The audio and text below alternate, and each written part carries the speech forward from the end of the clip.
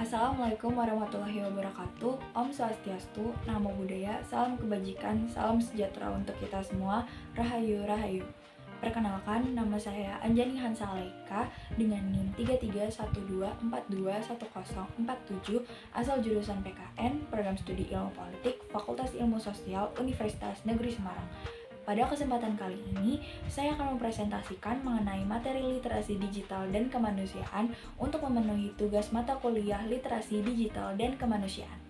Untuk topik pembahasan pada presentasi kali ini antara lain yang pertama ada hubungan manusia dan teknologi, yang kedua ada dampak positif dan negatif teknologi, yang ketiga ada konsep dan pemanfaatan Internet of Things dan Big Data, yang keempat ada konsep pemanfaatan Artificial Intelligence atau AI, yang kelima ada konsep dan pemanfaatan e-commerce, yang keenam ada etika dunia siber, dan yang terakhir adalah aturan hukum tentang informasi dan transaksi elektronik.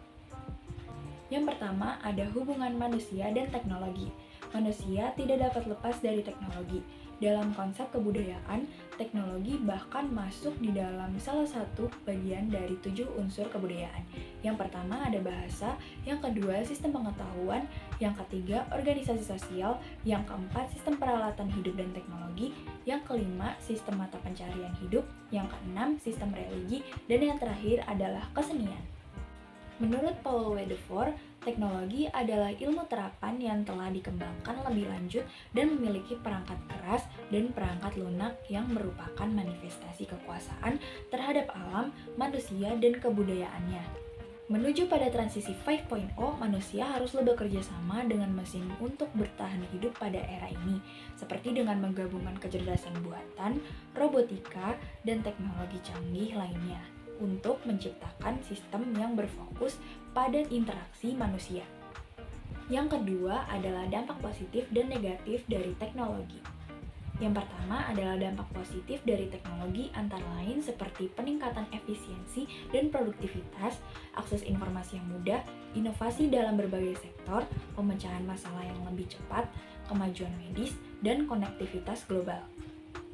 Sementara untuk dampak negatif dari teknologi sendiri antara lain adalah pengangguran struktural, kerentanan terhadap keamanan data, masalah privasi, penggunaan teknologi untuk tujuan jahat, dampak lingkungan, ketimpangan sosial, dan ketergantungan yang berlebihan.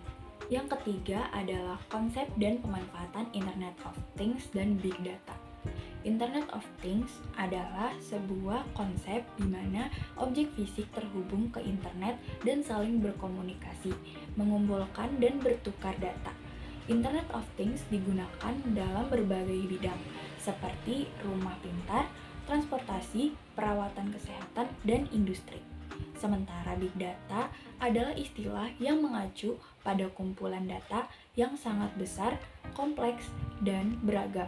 Big Data digunakan untuk menganalisis tren, pola, dan informasi yang berharga untuk pengambilan keputusan di berbagai sektor.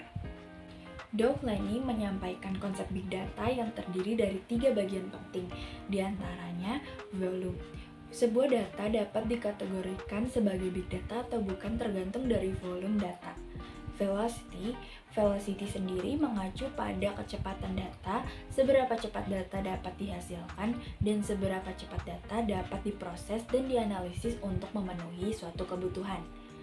Variety di sini dapat diartikan sebagai beragamnya jenis data yang dimiliki oleh big data. Selain 3 bagian penting tersebut, para peneliti Big Data juga menambahkan bagian yang termasuk penting lainnya, seperti value dan veracity. Value sendiri memiliki arti nilai atau makna. Sebuah data dapat disebut memiliki value jika hasil dari pemrosesan data tersebut dapat membantu dalam pengambilan keputusan yang lebih baik. Selanjutnya adalah veracity. Veracity sendiri di sini mengacu pada tingkat akurasi dalam pengumpulan data dan seberapa akurat data tersebut. Selanjutnya adalah konsep pemanfaatan Artificial Intelligence atau AI.